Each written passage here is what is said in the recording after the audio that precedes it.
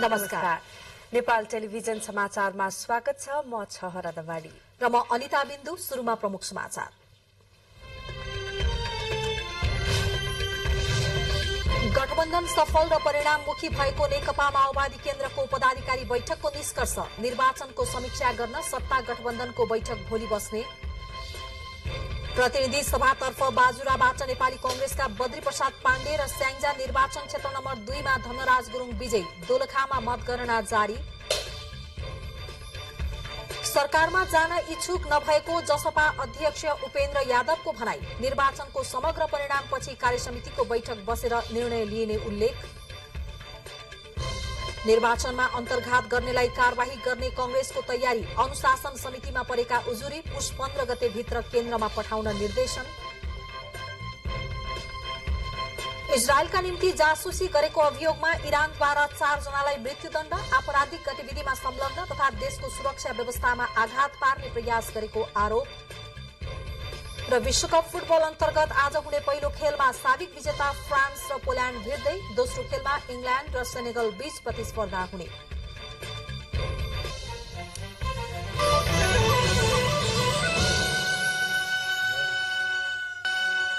समाचार विस्तारमा। नेकपा माओवादी केन्द्रले निर्वाचनमा अपेक्षाकृत परिणाम नआए पनि गठबन्धन सफल र परिणाममुखी भएको निष्कर्ष निकालेको छ। पार्टी कार्यालय पेरिस डाँडामा आज बसेको माओवादी पदाधिकारी बैठकले गठबन्धन सफल भएको निष्कर्ष निकालेको हो। बैठकले वर्तमान गठबन्धनको विकल्प नखोजिएको र एमालेसँग सहकार्यको कुनै तयारी नभएको निर्णय गरेको पार्टी महासचिव देव गुरुङले जानकारी दिनुभयो। निर्वाचनमा देखिएका कमी कमजोरीलाई आगामी दिनमा सुधार गर्दै पार्टीलाई सुदृढ गर्दै अगाडि बढाउने निर्णय समेत बैठकले गरेको महासचिव गुरुङले बताउनुभयो। अहिलेको परिस्थितिमा त्रिसङ्कुश खालको संसदको अवस्थामा तपाईको चाहिँ आपसी सहमतिबाट समझदारीबाट चाहिँ जानुको विकल्प देखिँदैन। त्यसो भएको हुनाले आपसी सहमति र समझदारीमा हामीले जोड दिने कुरा हो। यही प्रक्रियाबाट अगाडि बढ्नुपर्छ भन्ने मान्यता हो। यसअघि शनिबार बसेको माओवादी पदाधिकारी बैठकले सरकार गठनको सबै विकल्प खुल्ला राख्ने निर्णय गरेको थियो। निर्वाचनको समीक्षा गर्न सत्ता गठबन्धनको बैठक भोलि बस्ने भएको छ। निर्वाचनको परिणाम अन्तिम चरणमा रहेको बेला सत्ता गठबन्धन दलको बैठकको लागि बोलाइएको हो र प्रधानमन्त्री निवास बालुवाटारमा भोलि बस्ने बैठकमा निर्वाचन समीक्षा, भावी सरकार गठनका लगायतका विषयमा छलफल हुने सत्ता गठबन्धन दल माओवादी केन्द्रका नेता देव गुरुङले जानकारी दिनुभयो। निर्वाचनपछि सत्ता गठबन्धन दलको पहिलो बैठक बस्न लागेको हो। यसअघि गठबन्धन दलका नेताहरू बीच शीर्ष तहमा छुट्टा छुट्टै भेट गर्दै आउनु भएको छ। दोलखामा प्रतिनिधि सभातर्फ भइरहेको मतगणनामा नेकपा माओवादी केन्द्रका गंगा कार्कीले 2000 मत अन्तरले अग्रता लिइरहनु भएको छ। मतगणनाको 3 दिनसम्म अग्रता लिनुभएका कार्कीलाई शनिबार रातिबाट पछि पार्नुभएका नेकपा एमालेका उम्मेद्वार बालकृष्ण शिवाकोटी पुनः 1581 मतले पछि पर्नु भएको हो। दोलखाको सदरमुकाम चरीकोट स्थित गौरी शंकर बहुमुखी क्याम्पसमा जारी मतगणनामा कार्कीले 24,054 मत ल्याएर शिवाकोटी 22,473 मत शिवाकोटीले पाउनु भएको छ। प्रतिनिधि सभामा अझै 3वटा पालिकाको मतगणना गर्न बाँकी छ भने हाल बैतेश्वर र तामाकोशी गाउँपालिकाको गणना भइरहेको मुख्य निर्वाचन अधिकृतको कार्यालयले जनाएको छ। त्यस्तै प्रदेशसभामा कमा नेपाली कांग्रेसका उम्मेद्वार कुन्दन राज काफले विजयी नजिक पुग्नु भएको छ। उहाँका निकटतम प्रतिस्पर्धी नेकपा एमालेका नरबहादुर श्रेष्ठलाई 7,000 मतले पछि पार्नु भएको छ। काफ्लेले 21,895 मत प्राप्त गर्नु भएको छ भने श्रेष्ठले 14,387 मत प्राप्त गर्नु भएको छ। यस्तै प्रदेशसभाकोमा बैतेश्वर गाउँपालिकाको एउटा वडाको मतगणनाको काम जारी छ। यसैगरी प्रदेशसभा 2 तर्फ नेकपा एमालेका उम्मेद्वार भरत केसी विजयी हुनु भएको छ। अब एक मात्र निर्वाचन क्षेत्र दोलखाको मत परिणाम आउन बाँकी छ। यसैबीच दोलखाको मतगणनाको पछिल्लो अपडेट दिन संवाददाता मन्दिरा थापा हामीसँग सम्पर्कमा हुनुहुन्छ। मन्दिराजी, हजुर छ राजी। दोलखाको मतगणना निकै प्रतिस्पर्धा रोचक भइरहेको छ। केही बेर अघिसम्म झिनो मतान्तर थियो भने अहिले करिब 1581 मतले फेरि नेकपा माओवादी केन्द्रका उम्मेद्वार अगाडि हुनुहुन्छ। यो प्रतिस्पर्धा अब अन्तिमसम्म कायम रहला अथवा के छ? मतगणनाको पछिल्लो अपडेट के छ? साँच्चीकै दोलखाको प्रतिनिधि सभाको मत परिणाम चाहिँ रोचक नै आइरहेको छ। कुनै पालिकाको गन्दाखेरि को अगाडि भइरहेको छ भने कुनै पालिकाको गन्ना को अगाडि भइरहेको छ। यसले गर्दाखेरि पनि दोलखाको समग्र राजनीतिमा नै एउटा तरङ्ग ल्याइरहेको छ कि कसले प्रतिनिधि सभाको निर्वाचनमा चाहिँ को विजय हुन्छ भनेर अहिलेसम्म पनि कसैले आकलन गर्न सक्ने अवस्था रहेको छैन। अहिले पछिल्लो मत परिणाम अनुसार चाहिँ नेकपा माओवादी केन्द्रका गंगा कार्कीले 24,054 मत प्राप्त गर्नुभएको छ भने नेकपा एमालेका बालकृष्ण शिवाकोटीले 22,473 मत ल्याउनु भएको छ। उहाँहरूको मतान्तर चाहिँ 1581 मत रहेको छ। यो मतान्तर चाहिँ पालिकाको मतगणना अनुसार चाहिँ मतान्तर भइरहेको अवस्था छ। अहिलेसम्ममा 4वटा पालिकाको मतगणना सम्पन्न भइसकेको छ भने अहिले 2वटा तामाकोशी र बैतेश्वर गाउँपालिकाको मतगणना जारी छ। त्यस्तै गरी सैलुङ गाउँपालिकाको नि भर्खरै मतगणना सुरु भएको छ भने लगभग बिगु र मेलुङ गाउँपालिकाको मतगणना अझै गर्न बाँकी छ भनेपछि 30 देखि 32,000 मतगणना अझै बाँकी छ र यो जोड घटाउ चाहिँ कहिलेसम्म यो लगभग 8वटा पालिकाको मतगणना नगरुन्जेलसम्म अझै पनि यो को तल को माथि हुन्छ भनेर चाहिँ आकलन गर्न सक्ने अवस्था अझै पनि देखिँदैन। मन्दिराजी, अन्तिम मत परिणाम कहिलेसम्म आउला? प्रदेश सभा खको मत परिणाम सार्वजनिक भइसकेको छ र नेकपा एमालेका भरत केसी विजयी भइसक्नु भएको छ भने प्रदेश सभा क तर्फको मत परिणाम आउन अब केही समय लगभग 1 घण्टाको बीचमा प्रदेश सभा क तर्फको पनि मत परिणाम सार्वजनिक भइसक्नेछ। यो सँगसँगै प्रदेश सभा क र खमा मतगणनामा परिचालित भएका कर्मचारीहरू प्रतिनिधि सभाको मतगणनामा लाग्ने भएकाले गर्दाखेरि चाहिँ अबको मतगणना पनि अलिक छिटो ढंगले अगाडि बढ्ने भएको कारणले गर्दाखेरि मंगलबार बेलुकासम्म चाहिँ मत परिणाम आउँछ कि भनेर आकलन गरिएको छ। तपाईलाई जानकारीको लागि धेरै धेरै धन्यवाद। दर्शक बहिनी आउनुहुन्थ्यो दोलखाबाट हाम्रा संवाददाता मन्दिरा थापा। निकै रोचक भइरहेको छ। अब एउटा मात्रै निर्वाचन क्षेत्रको मत परिणाम आउन बाँकी छ र मतगणना जारी रहेको उहाँले हामीलाई जानकारी गराउनुभयो। यता प्रतिनिधि सभा सदस्य निर्वाचनमा बाजुराबाट नेपाली कांग्रेसका बद्री प्रसाद पाण्डे विजयी हुनुभएको छ। उहाँले 31,789 मत प्राप्त गर्नुभएको छ। उहाँका निकटतम प्रतिद्वन्दी कर्णबहादुर थापाले 26,248 मत प्राप्त गर्नुभएको छ। बाजुरामा प्रदेशसभातर्फ बाजुरा प्रदेश कमा नेकपा एकीकृत समाजवादीका नरेश शाही विजयी हुनुभएको छ। वाम लोकतान्त्रिक गठबन्धनका उम्मेद्वार शाहीले 10,973 मत ल्याएर विजयी हुनुभएको हो। उहाँका निकटतम प्रतिद्वन्दी नेकपा एमालेका बलदेव रेग्मीले 8,632 मत प्राप्त गर्नुभयो। यसैगरी प्रदेशसभा 2 मा नेपाली कांग्रेसका पदम बहादुर शाही विजयी हुनुभएको छ। उहाँले 20,119 मत प्राप्त गर्नुभएको छ।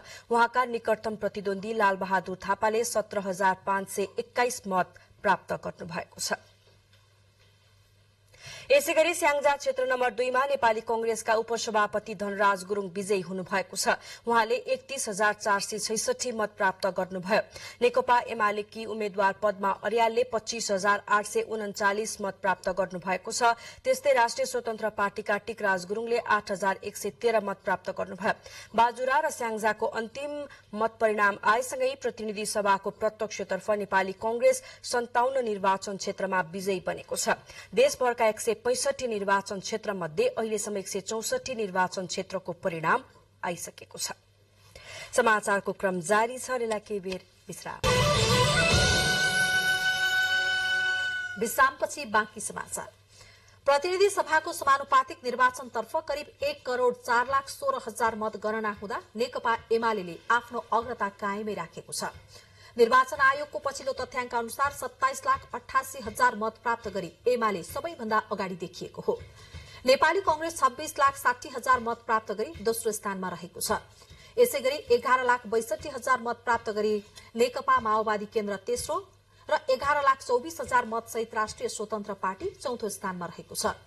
राष्ट्रिय प्रजातन्त्र पार्टी 5,86,000, जनता समाजवादी पार्टी 4,20,000 र जनमत पार्टी 3,94,000 मत प्राप्त गरी थ्रेस होल्ड कटाउन सफल भएका छन्। थ्रेस होल्ड कटाउन समानुपातिक निर्वाचनमा खसेको कुल सदरमतको 3% ल्याउनु पर्नेछ। प्रतिनिधि सभामा सदस्यको प्रत्यक्ष निर्वाचनतर्फ 10 स्थानमा विजयी नेकपा एकीकृत समाजवादीले अहिलेसम्म थ्रेसहोल्ड कटाउन सकेको छैन। उसले 2,94,000 मत प्राप्त गरेको छ। समानुपातिक तर्फको मतगणना करिब अन्तिम चरणमा पुगेको निर्वाचन आयोगले जनाएको छ। यस पटकको आम निर्वाचनबाट 7वटा दलहरू राष्ट्रिय दल बन्न सफल भएका छन्। 2015 सालको आम निर्वाचनमा बहुमत प्राप्त गरेको नेपाली कांग्रेसदेखि यही वर्ष गठन भएको राष्ट्रिय स्वतन्त्र पार्टी पनि राष्ट्रिय दल बन्न सफल भएको छ। प्रत्यक्षमा राम्रै सीट ल्याएर पनि केही दलले थ्रेसहोल्ड कटाउन नसक्दा राष्ट्रिय दल बन्नबाट चुकेका छन्। तर संसद सचिवालयले भने राष्ट्रिय दल र अन्य दलका बीचमा खासै फरक नहुने जनाएको छ। आम निर्वाचनमा 2079 बाट थप 3वटा राजनैतिक दलहरू राष्ट्रिय पार्टी बन्न सफल भएका छन्। नेपाली कांग्रेस, नेकपा एमाले, नेकपा माओवादी केन्द्र, जनता समाजवादी पार्टीसँगै राष्ट्रिय स्वतन्त्र पार्टी, राष्ट्रिय प्रजातन्त्र पार्टी र जनमत पार्टी यसै निर्वाचनबाट राष्ट्रिय दल बन्न सफल भएका छन्। पहिलो पटक निर्वाचनमा सहभागी हुनकै लागि दल दर्ता गरेको राष्ट्रिय स्वतन्त्र पार्टीले प्रत्यक्षमा 7 सीट जितेको छ भने समानुपातिक निर्वाचन प्रणाली अनुसार 10% भन्दा बढ़ी मत प्राप्त गरेको छ। यसअघि प्रत्यक्ष निर्वाचन प्रणालीमा 1 सीट मात्रै जितेको राष्ट्रिय प्रजातन्त्र पार्टीले यसपालिको निर्वाचनमा 7 सीट जितेको छ। निर्वाचन आयोगले तोकेको कुल सदरमतको 3% थ्रेसहोल्ड समेत कटाएको छ। 1 सीट मात्रै जितेको जनमत पार्टी पनि समानुपातिकमा 3% भन्दा बढ़ी जनमत प्राप्त गरेपछि राष्ट्रिय पार्टी बन्न सफल भएको छ। जनता समाजवादी पार्टीका अध्यक्ष एवं पूर्व उप प्रधानमन्त्री उपेन्द्र यादवले आफूहरू सरकारमा जाने मनस्थितिमा नरहेको बताउनु भएको छ। विराटनगरमा संचारकर्मीहरूसँग कुरा गर्नुहुँदै अध्यक्ष यादवले आफूहरूलाई यसपटक जनताले प्रतिपक्षमा बस्न म्यान्डेट दिएकाले निर्वाचनको सबै परिणाम आइसकेपछि कार्यसमितिको बैठक बसेर निर्णय लिइने जानकारी दिनुभयो।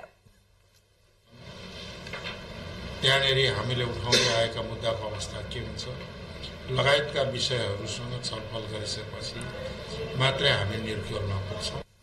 सरकारमा जानेहरूले आफूहरूको माग सम्बोधन गरेको आधारमा समर्थन वा विरोध गरिने पनि उहाँले बताउनुभयो। फरक प्रसंगमा अध्यक्ष यादवले गत निर्वाचनमा नेकपा एमालेसँग केही क्षेत्रमा तालमेल मात्र गरिएको र गठबन्धन नभएको जानकारी दिनुभयो। निर्वाचन आयोगले संघीय निर्वाचनको मत परिणाम राष्ट्रपतिलाई बुझाएसँगै संसदले नयाँ बिजनेस पाउनेछ। निर्वाचनको परिणाम आउन अन्तिम चरणमा पुगेका बेला संसद सचिवालय भने नयाँ संसद बैठकका लागि आवश्यक तयारीमा जुटिसकेको छ। गत मङ्सिर 4 गते सम्पन्न आम निर्वाचनको मत परिणाम अन्तिम चरणमा आइसकेसँगै संसद सचिवालयले नयाँ संसद बैठकको तयारीका लागि आवश्यक भौतिक पूर्वाधार निर्माण कार्यलाई तीव्र बनाएको छ। त्यसका साथै सरसफाई, रंगरोगन गर्ने लगायतका कामहरू पनि गरिरहेको छ। अहिले नयाँ सांसदको स्वागत गर्न तथा नयाँ पार्टीका लागि संसदीय दलको कार्यालय व्यवस्थापन, सभाहल, फर्निचर व्यवस्थापन लगायतका भौतिक तयारीको काम भइरहेको छ। विगतमा भन्दा यसपटक राष्ट्रिय मान्यता प्राप्त गरे दलको संख्या बढेकाले यसको व्यवस्थापनमा कठिन बनेको पनि संसद सचिवालयले जनाएको छ। विगतमा 4वटा दलहरू थिए, पछि 2टा दल विभाजन भएर 6वटा भयो। उहाँहरूलाई हामीले मुस्किलले व्यवस्थापन गरेका थियौं। अब ती दलहरूले पनि आफ्नो निरन्तरता कायम गरेको अवस्था उहाँहरू पनि आउने स्थिति बन्यो र त्यो बाहेक अन्य दलहरू अहिले राष्ट्रिय पार्टीकै रूपमा पनि आइपुग्ने स्थिति भयो हैन। र ती दलहरूलाई जसले चाहिँ 2टा अथवा 2टा भन्दा बढी सांसद जित्नु भएको छ उहाँहरूको लागि हामीले थप कार्यकक्षहरू व्यवस्था गर्नुपर्दा हामीलाई झन्डै 16-17वटा कोठाहरू, हलहरू आवश्यक पर्ने स्थिति देखिन्छ। अब त्यसको लागि सिंहदरबार मात्रै होइन बानेश्वरमा पनि हामीले पदाधिकारीहरूको लागि कार्यकक्ष र मिटिङ हलहरू व्यवस्था गरेका थियौँ। अब त्यहाँ पनि त्यही किसिमको व्यवस्थापन गर्नुपर्ने हुँदाखेरि अहिले हामीलाई ठूलो चुनौती थपिएको अवस्था छ। 2 जना मात्र सांसद निर्वाचित भएको पार्टीले पनि संसदीय दलको कार्यालय खोल्न पाउने कानूनी व्यवस्था रहेको छ। निर्वाचन आयोगले मतगणना सम्पन्न गरेर निर्वाचित सांसदहरूको अन्तिम नामावली संघीय संसद सचिवालयमा पठाएपछि शपथ ग्रहणको काम शुरू हुनेछ। त्यसपछि सरकार गठनको प्रक्रिया अघि बढ्नेछ। नयाँ संसद गठन भएसँगै पुराना विधेयकहरूको अवस्था के हुन्छ भन्ने पनि उत्तिकै छ। प्रतिनिधि सभाबाट उत्पन्न विधेयक निष्क्रिय हुन्छन् भने राष्ट्रिय सभामा उत्पत्ति भएका विधेयकहरू पनि बिजनेसका रूपमा अघि बढ्नेछन्। अघिल्लो सांसदले किनारा लाउन नसकेका अधिकांश विधेयकहरू चाहिँ निष्क्रिय हुने स्थिति छ। कानूनले नै त्यो व्यवस्था गरेको छ। अब प्रतिनिधि सभामा उत्पत्ति भएर प्रतिनिधि सभामै छलफलमा रहेका विधेयकहरू सबै निष्क्रिय भए। प्रतिनिधि सभा उत्पत्ति भएर राष्ट्रिय सभामा गएका विधेयक पनि अब तिनीहरू निकास भएर जान नसक्ने भए तिनीहरू पनि निष्क्रिय भएको हुनाले अहिले एकदम नगन्य संख्यामा, साह्रै थोरै संख्यामा मात्रै विधेयकहरू राष्ट्रिय सभामा उत्पत्ति भएर राष्ट्रिय सभामै रहेका हकमा मात्रै उनीहरू अहिले जीवित रहेको, विचाराधीन रहेको अवस्था हुन्छ। त्यसैले हामी पुराना विधेयकहरू अधिकांश सबै नयाँ आउनुपर्ने स्थितिमा पुगेका छौँ। निर्वाचनको अन्तिम परिणाम आउने बेलासम्म सबै व्यवस्थापनको काम सकिने संसद सचिवालयको भनाइ छ। सिंहदरबार स्थित पुतली बगैँचामा नयाँ भवन पनि निर्माण भइरहेको छ, तर नयाँ संसद बैठक पनि नयाँ बानेश्वर स्थित अन्तर्राष्ट्रिय सम्मेलन केन्द्रमै बस्नेछ। समाचारको क्रम अझै जारी छ, फेरि केही बेर विश्राम।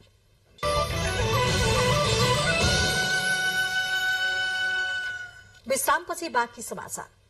नेपाली कांग्रेसले मंगिर 4 गते सम्पन्न प्रतिनिधि सभा र प्रदेशसभा सदस्य निर्वाचनमा पार्टीभित्र अन्तर्घात गरी असहयोग गर्नेको सूची केन्द्रमा पठाउन निर्देशन गरेको छ। पार्टीका उम्मेद्वार र गठबन्धन दलका उम्मेद्वारलाई अन्तर्घात गरी असहयोग गरेको भनी जिल्ला एवं प्रदेश अनुशासन समितिमा पेश परेका उजुरीलाई विधिवत निर्णय गरी केन्द्रीय अनुशासन समितिमा पठाउन आज निर्देशन जारी गरिएको पार्टी कार्यालयले जनाएको छ। यस्तै जिल्ला एवं प्रदेश अनुशासन समिति गठन नभएको अवस्थामा तत्काल अनुशासन समिति गठन गरी निर्णय सहित आगामी पुष 15 गते भित्र विवरण केन्द्रमा पठाउन निर्देशन जारी गरिएको पार्टी केन्द्रीय कार्यालयका सचिव प्रेम केसीले जानकारी दिनुभयो। संचार तथा सूचना प्रविधि मन्त्रालयका सचिव डाक्टर बैकुण्ठ अर्यालले सरकारी मातहत रहेका संचार संस्थानलाई नियन्त्रण भन्दा पनि नियमन गर्ने कार्यमा सरकारको भूमिका रहने बताउनु भएको छ। आज रेडियो नेपालमा आयोजित एक तालिमको उद्घाटन गर्नुहुँदै सचिव अर्यालले सरकारी संचार संस्थानलाई सरकारको नीतिभित्र रहेर स्वतन्त्रतापूर्वक काम गर्न आग्रह गर्नुभयो। संचार क्षेत्रमा प्रतिस्पर्धा निकै नै बढ़ी भएको हुँदा सरकारी संचार संस्थानले आफ्नो काम पुष्टि हुने आधार सहित अब्बल रूपमा साबित गर्नुपर्नेमा पनि उहाँले जोड़ दिनुभयो। सरकारले चाहिँ हैन आज चाहिँ रेडियोले यो बजाओस् भन्दैन। सरकारी संचार माध्यम भए पनि नियन्त्रण होइन, सरकारको नियन्त्रण चाहिँ हामीले गर्दैनौँ, नियमन चाहिँ गर्छौँ, एकदमै कन्ट्रोल गरेर गर्छौँ। तर केही कुरोहरूलाई त अगाडि बढाउनु पर्छ। सरकारको नीति तथा कार्यक्रमलाई त कसले लगाइदिन्छ सक्दैन, अर्को एफएमले त लगाइदिँदैन, अर्को उसले गर्दैन। हामीले चाहिँ त्यसलाई प्रमोट गर्ने कामहरू र त्यो पोजिटिभ भनेर सबै कुरो नेगेटिभ कुरोलाई पनि पोजिटिभै भन्नुपर्छ भन्ने होइन, तर विश्लेषणात्मक ढङ्गले चाहिँ हामीले लैजान सक्छौँ। आजदेखि शुरू भएको अभिमुखीकरण तालिम 23 गतेसम्म सञ्चालन हुनेछ। दार्चुला जिल्ला सदरमुकाम खलंगाको पुलघाट आइतबार 2.5 घण्टासम्म बन्द रह्यो। नागरिकहरू अलपत्र परे। विषय थियो भारतीय पक्षले महाकाली नदीमा पानीको बहाव नेपालतर्फ फर्काएर तटबन्ध निर्माण गरेपछि नेपालका स्थानीयले सीमा पुल बन्द गरेका हुन्।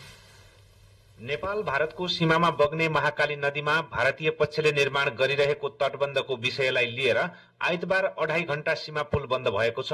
दार्चुला जिल्ला सदरमुकाम खलंगाको पुलघाट नजिक भारततर्फ महाकाली नदीमा भारतीय पक्षले महाकाली नदीको धार परिवर्तन हुने गरी तटबन्ध निर्माण गरिरहेको छ।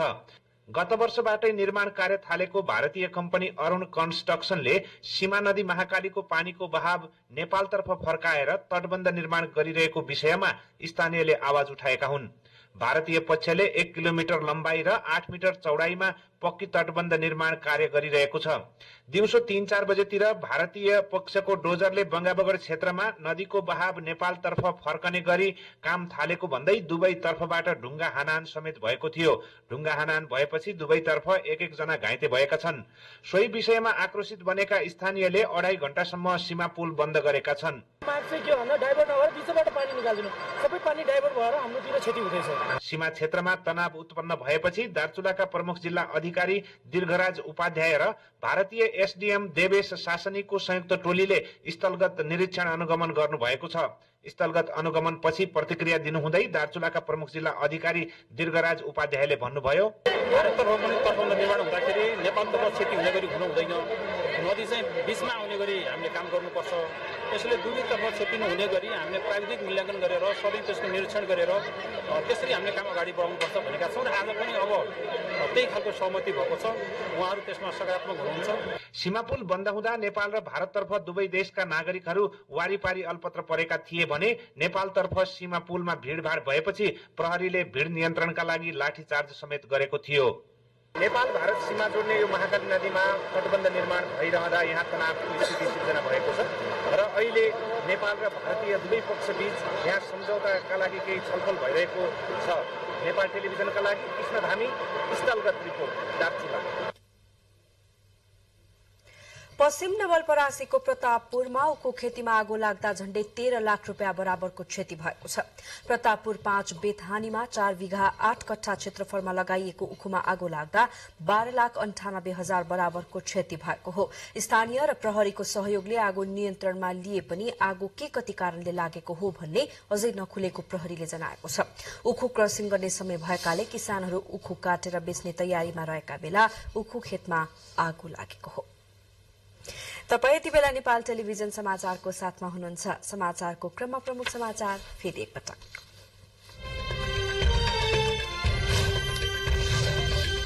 गठबन्धन सफल र परिणाममुखी भएको नेकपा माओवादी केन्द्रको पदाधिकारी बैठकको निष्कर्ष।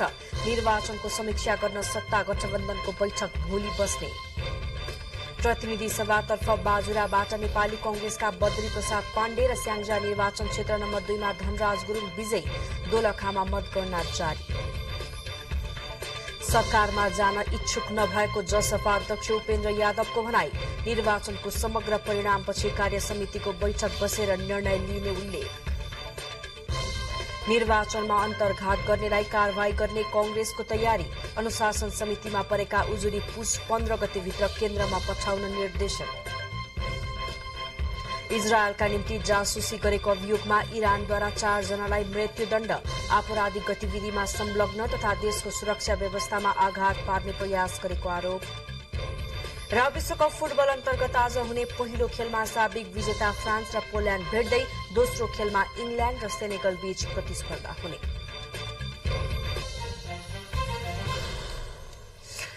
यसपटकको आम निर्वाचनबाट 7वटा दलहरू राष्ट्रिय दल बन्न सफल भएका छन्। 2015 सालको आम निर्वाचनमा बहुमत प्राप्त गरेको नेपाली कांग्रेसदेखि यही वर्ष मात्रै गठन भएको राष्ट्रिय स्वतन्त्र पार्टी पनि राष्ट्रिय दल बन्न सफल भएको छ। एक रिपोर्ट। आम निर्वाचन 2079बाट थप 3वटा राजनैतिक दलहरू राष्ट्रिय पार्टी बन्न सफल भएका छन्। नेपाली कांग्रेस, नेकपा एमाले, नेकपा माओवादी केन्द्र, जनता समाजवादी पार्टीसँगै राष्ट्रिय स्वतन्त्र पार्टी, राष्ट्रिय प्रजातन्त्र पार्टी र जनमत पार्टी यसै निर्वाचनबाट राष्ट्रिय दल बन्न सफल भएका छन्। पहिलो पटक निर्वाचनमा सहभागी हुनकै लागि दल दर्ता गरेको राष्ट्रिय स्वतन्त्र पार्टीले प्रत्यक्षमा 7 सीट जितेको छ भने समानुपातिक निर्वाचन प्रणाली अनुसार 10% भन्दा बढी मत प्राप्त गरेको छ। यसअघि प्रत्यक्ष निर्वाचन प्रणालीमा 1 सीट मात्र जितेको राष्ट्रिय प्रजातन्त्र पार्टीले यसपालिको निर्वाचनमा 7 सीट जितेको छ। निर्वाचन आयोगले तोकेको कुल सदरमतको 3% थ्रेसहोल्ड समेत कटाएको छ। 1 सीट मात्र जितेको जनमत पार्टी पनि समानुपातिकमा 3% भन्दा बढी जनमत प्राप्त गरेपछि राष्ट्रिय पार्टी बन्न सफल भएको छ। समानुपातिक निर्वाचन प्रणालीका लागि तोकिएको कम्तीमा 3% को थ्रेसहोल्ड कटाउने साथ राजनैतिक दलहरूले कम्तीमा 3 सीट प्राप्त गर्छन्। राष्ट्रिय दल बन्दा र नबन्दामा भने खासै ठूलो अन्तर नभए पनि राष्ट्रिय दलले अर्को निर्वाचनसम्मका लागि आफ्नो चुनाव चिन्ह सुरक्षित गर्न पाउने कानूनी व्यवस्था छ। संसद सचिवालयले राष्ट्रिय दल नभए पनि 2 जना भन्दा धेरै सांसद भएका दलहरूलाई संसदीय दलको कार्यालय सहितको सुविधा उपलब्ध गराउने व्यवस्था गरेको छ। त्यस्तै 10 भन्दा बढी सीट भएका दलहरूको सचेतकका लागि सचिवालय र सुविधा समेत पाउने व्यवस्था रहेको संघीय संसद सचिवालयका प्रवक्ता रोजनाथ पाण्डेले बताउनुभयो। राष्ट्रिय पार्टी भए पनि नभए पनि 2 सदस्य यदि संघीय संसदका सदस्यहरू छन् भने उहाँले दलको हैसियत प्राप्त गर्नुहुन्छ, दल गठन गर्न सक्नुहुन्छ। त्यसपछि अब दल सम्बन्धी सबै कानूनहरू उहाँलाई लागू हुन्छ। यसको मतलब व्हिप लाग्ने, अब दलको सचेतक हुने, हैन, दलको नेता हुने, यी कुराहरू चाहिँ सबै क्रियाशील भएर आउने हुँदा राष्ट्रिय पार्टी भए नि नभए पनि दलको सदस्य संख्याको आधारमा चाहिँ हामीले दलहरूलाई चिन्ने गर्छौं।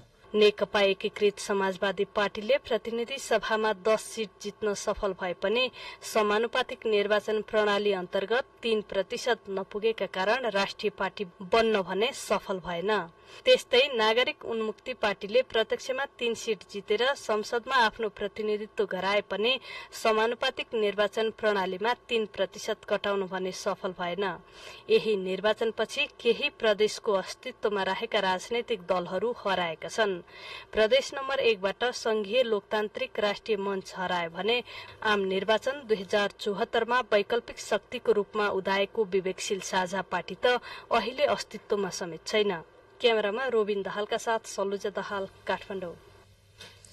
हिउँदे बालीका लागि करिब 43,000 मेट्रिक टन रासायनिक मल मौजदात रहेको र केही परिमाण मल नेपाल भित्रने क्रममा रहेको कृषि तथा पशुपन्छी विकास मन्त्रालयले जनाएको छ। हाल 21,764 metric tonne urea, 19,286 metric tonne DAP र 1,932 मेट्रिक टन पोटास गरी कुल 42,983 मेट्रिक टन रासायनिक मल मौजदात रहेको मन्त्रालयले जनाएको छ। चालू आर्थिक वर्ष 2079-80 का लागि मल खरिद गर्न सरकारले 16 अर्ब विनियोजन गरेको छ। यसैगरी 20,000 मेट्रिक टन युरिया पुसको पहिलो हप्ता नेपाल आइपुग्ने पनि कृषि मन्त्रालयले जनाएको छ। कृषि सामग्री कम्पनी लिमिटेडको 20,000 मेट्रिक टन रासायनिक मल मध्ये 5,000 मेट्रिक टन भैरहवा र वीरगंज नाकामा आइसकेको तथा 10,000 मेट्रिक टन मल विशाखापट्टनमबाट नेपालका लागि निकासी भइसकेको पनि मन्त्रालयको भनाइ छ। अब अन्तर्राष्ट्रिय समाचार। इरानले इजरायलका निम्ति जासुसी गरेको अभियोगमा 4 जनालाई मृत्युदण्ड दिएको तथा अन्य 3 जनालाई लामो कारावासको सजाय सुनाएको छ। इजरायली जासुसी संस्था मोसादका निम्ति काम गरेको अभियोगमा उनीहरूलाई देशको शक्तिशाली रिभोल्युसनरी गार्डले पक्राउ गरेको थियो। अभियुक्तहरू पनि विगतमा पनि आपराधिक गतिविधिमा संलग्न रहेका तथा उनीहरूले देशको सुरक्षा व्यवस्थामा आघात पार्ने प्रयास गरेको समाचारमा उल्लेख छ। इरानले बेला बखत इजरायल र अमेरिका लगायत देशका लागि जासुसी भन्दै मानिसहरू पक्राउ गरेको घोषणा गर्ने गरेको छ। मृत्युदण्ड दिइएकाहरूको नाम सार्वजनिक गरे पनि लामो कारावासको सजाय तोकिएका 3 जनाको परिचय भने खुलाइएको छैन। एमनेस्टी इन्टरनेशनलका अनुसार गत वर्ष इरानले 314 जनालाई मृत्युदण्ड दिएको थियो। रूस र युक्रेनको लडाई सुस्त हुँदै गएको र यो आगामी जाडो महिनासम्म जारी रहने सम्भावना रहेको अमेरिकी गुप्तचर एजेन्सीहरूले बताएका छन्। युद्ध अहिले 9 महिनामा पुग्दै गर्दा रूसले कब्जा गरेको युक्रेनको आधा भन्दा बढ़ी भूभाग गुमाएको छ। अहिले अधिकांश लडाई पूर्वी युक्रेनको बाङ्कुट र डोनेक्स क्षेत्र वरपर भइरहेको बीबीसीले उल्लेख गरेको छ। गत महिना रूसले खेर्सन क्षेत्रको पश्चिमबाट सेना फिर्ता गरेपछि लडाई सुस्त भएको समाचार छ। बाँकी समाचार एकैछिनपछि।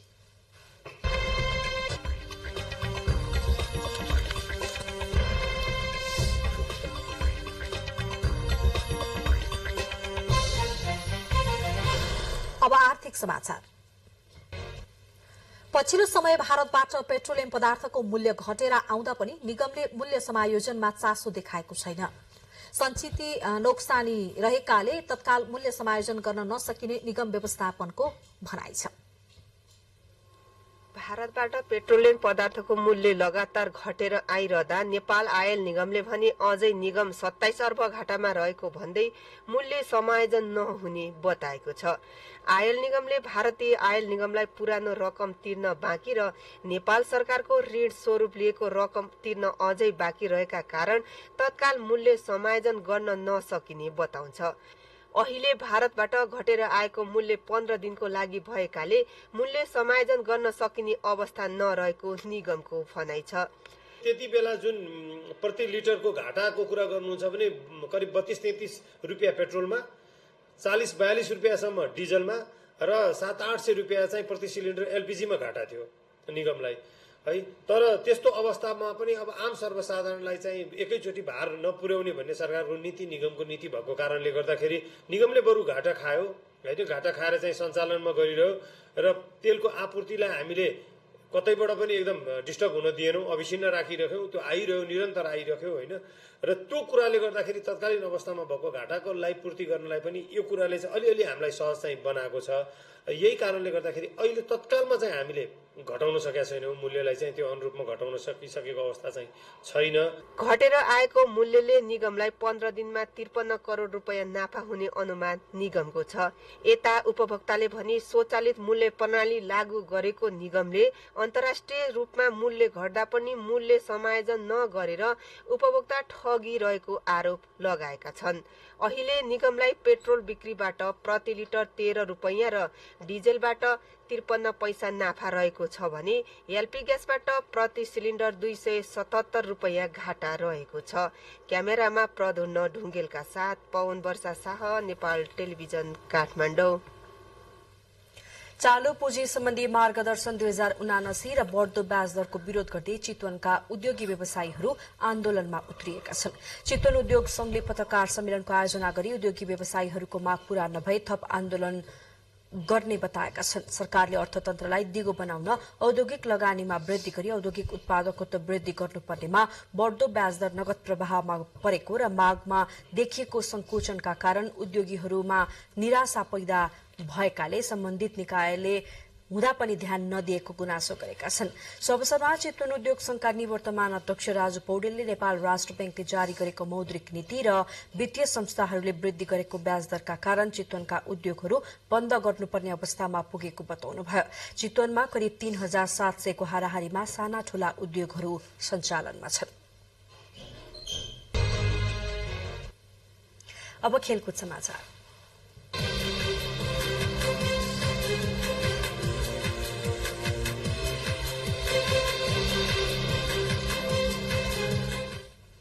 कतारमा जारी फिफा विश्वकप फुटबल 2022 अन्तर्गत आज साबिक विजेता फ्रान्स र पोल्याण्ड तथा इंग्ल्याण्ड र सेनेगल बीच प्रतिस्पर्धा हुँदैछ। दोहा स्थित अल थुमामा रंगशालामा फ्रान्स र पोल्याण्ड बीचको खेल अबको केही बेरमा शुरू हुँदैछ। साबिक विजेता भएका कारण पनि फ्रान्स आजको खेलमा दबावमा रहनेछ। हेड टू हेडका आधारमा फ्रान्स र पोल्याण्ड बीच फ्रान्स बलियो देखिन्छ। पोल्याण्ड विरूद्ध फ्रान्सले 70% भन्दा बढ़ी जित निकालेको छ। यस्तै आज हुने दोस्रो खेलमा इंग्ल्याण्ड र सेनेगल बीच प्रतिस्पर्धा हुँदैछ। यो खेल राति 1:15 बजे शुरू हुनेछ। यसअघि हिजोको खेलबाट नेदरल्याण्ड्स र अर्जेन्टिना क्वार्टर फाइनलमा प्रवेश गरिसकेका छन्। नामिबियामा जारी एक दिवसीय विश्वकप लीग 2 त्रिदेशीय श्रृंखला अन्तर्गत दोस्रो खेलमा नेपाल स्कटल्याण्ड सँग 3 विकेटले पराजित भएको छ। युनाइटेड क्रिकेट क्लबमा टस हारेर पहिलो ब्याटिङ गरेको नेपालले 40 ओभरमा अल आउट हुँदै 137 रन मात्रै बनाउन सक्यो। नेपालका लागि गुलशन झाले सर्वाधिक 29 रनको इनिङ खेल्दा ज्ञानेन्द्र मल्लले 25 रनको पारी खेले। अर्जुन साउथ 18 तथा कप्तान रोहित पौडेल 17 रनमा आउट भए। खराब ब्याटिङ गरेको नेपालका लागि 6 ब्याट्सम्यानले दोहोरो अंक जोड्न सकेनन्। 138 रनको सामान्य लक्ष्य सहित जवाफी ब्याटिङ गरेको स्कटल्याण्ड 32 ओभरमा 7 विकेटको क्षतिमा 143 बनाउन सफल भयो। स्कटल्याण्डको जितमा क्रिस्टोफर ब्रिडीले 43 रन बनाए। यसअघि नेपालले आफ्नो पहिलोमा घरेलु टोलीसँग अंक बाँडेको थियो। अब नेपालले बुधबार नामिबियासँग तेस्रो खेल खेल्नेछ। कतारमा विश्वकप चलिरहेकै बेला विश्व फुटबलकै सर्वकालीन महान खेलाड़ी पेलेको स्वास्थ्य अवस्था भने अत्यन्तै कमजोर भएको छ। 82 वर्षीय पेलेको स्वास्थ्य अवस्था गम्भीर रहेको केही अन्तर्राष्ट्रिय संचार माध्यमले उल्लेख गरेका छन्। पेले उपनामले चिनिने एड्सन आरान्तेस दो नासिमेन्तो आन्द्राको क्यान्सर भएपछि लामो समयदेखि अस्पतालमा उपचाररत छन्। साओ पाओलो स्थित अस्पतालमा उपचार गरिरहेका पेलेले हालै मात्रै आफू शुभचिन्तकको शुभकामनाबाट स्वस्थ महसुस गरिरहेको बताएका थिए। केही समय अघि मात्रै अस्पतालले पेलेको स्वास्थ्य स्थिति स्थिर रहेको र अझै उपचार जारी रहने जनाएको थियो। फ्रान्सेली खेलाड़ी किलियन याम्बाप्पे लगायत विश्व फुटबलका हस्तीले आज पेलेको लागि प्रार्थना गर्न सबैलाई अनुरोध गरेपछि उनको स्वास्थ्य स्थिति निकै नाजुक भएको अनुमान लगाइएको छ। इतिहासकै उत्कृष्ट फुटबल खेलाड़ी मानिने पेलेले ब्राजिललाई सन् 1958, 1962 र 1970 मा गरी 3 पटक विश्वकप जिताएका थिए। फुटबलको राजा भनेर चिनिने पेलेलाई अन्तर्राष्ट्रिय ओलम्पिक समितिले शताब्दी खेलाड़ीको उपाधि दिएको छ।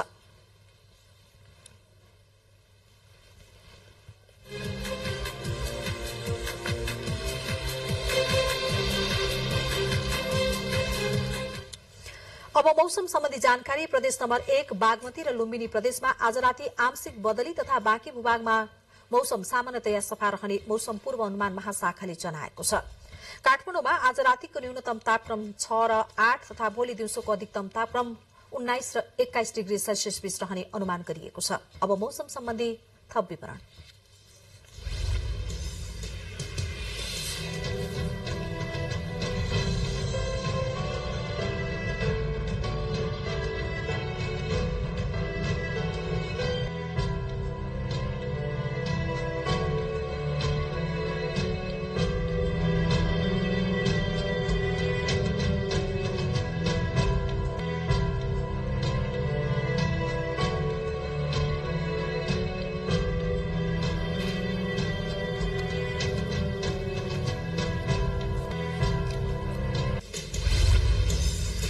समाचार बुलेटिनको अन्त्यमा प्रमुख समाचार फेरि एकपटक। गठबन्धन सफल र परिणाममुखी भएको नेकपा माओवादी केन्द्रको पदाधिकारी बैठकको निष्कर्ष। निर्वाचनको समीक्षा गर्न सत्ता गठबन्धनको बैठक भोलि बस्ने।